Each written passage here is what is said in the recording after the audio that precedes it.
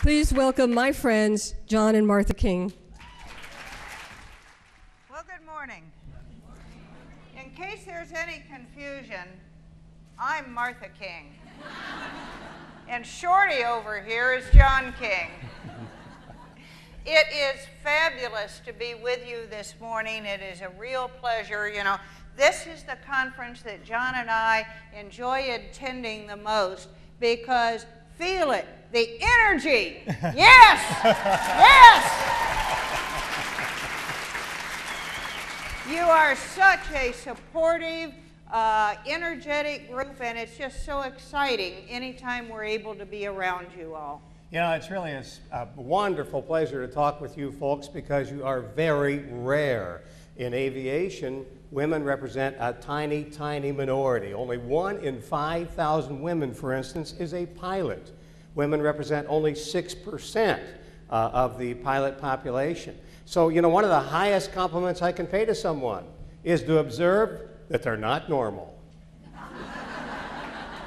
And you folks ain't normal. Not even close. But the fact is, you know, people tell me that because women are so rare in aviation, that I'm lucky that Martha will fly with me. And I always answer, lucky? What are you talking about lucky? She wants to fly half the time. And it costs twice as much, and she's got an opinion about everything. You know, John likes to say that our relationship exemplifies that old saying that behind every successful man stands a great woman. You got it right, Martha. What John doesn't understand is the truth is, in front of every great woman stands some guy without a clue who's blocking her view.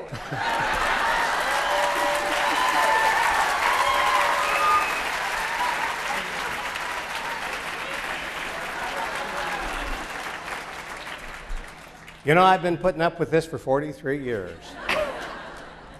You know, I think I'm in an unusual position to realize that there still is discrimination about women in aviation. And that women have a need to recognize that fact and to deal with that fact. And I can tell you why I feel that way. Because Martha and I have this unusual relationship. When I met her, I knew that she was an extraordinarily competent, determined, ethical, constructive, and fun person.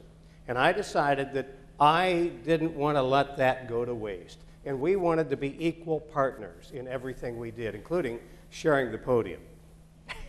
And it's an unusual relationship. It doesn't work for everybody, but it works for us. So we have been married for 43 years, equal partners in business for 43 years, because as soon as we got married, we went into business as partners together.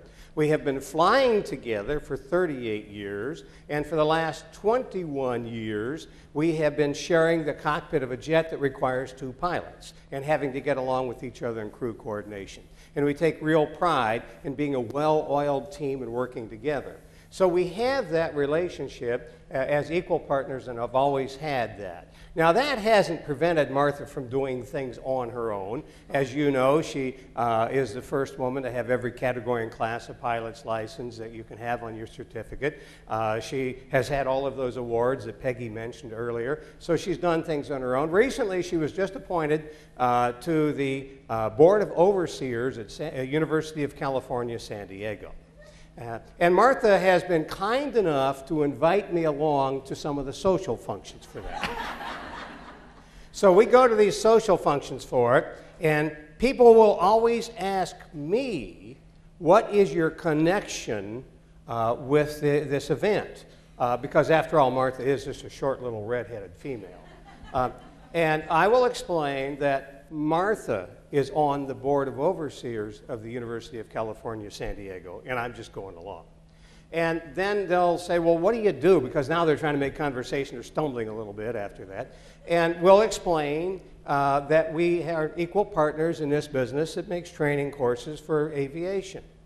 And then they'll go, oh, do you fly? always asking me.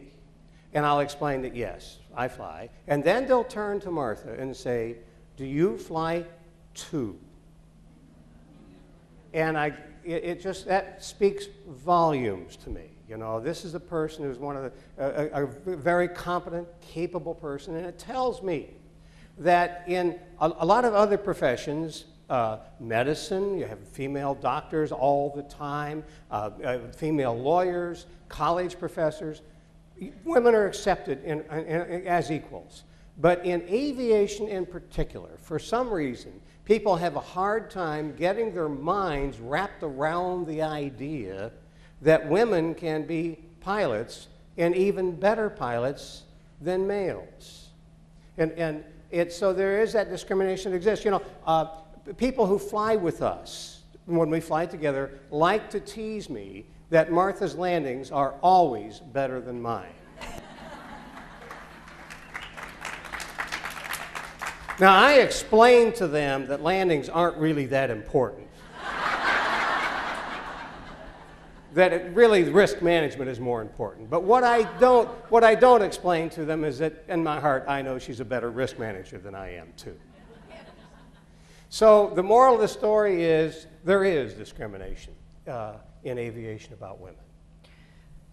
You know, women do have to be unusual in order to succeed in aviation.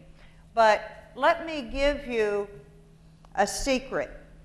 The real knowledge, the real items that are going to make a difference on whether or not you succeed in aviation are not your flying skills or your technical skills. Those are not what's going to make the difference on whether or not you get ahead. Here are some thoughts from Herb Kelleher, who is chairman of Southwest Airlines, that kind of illustrate that. Isn't he having fun? What Southwest Airlines says is hire for attitude, everything else can be trained.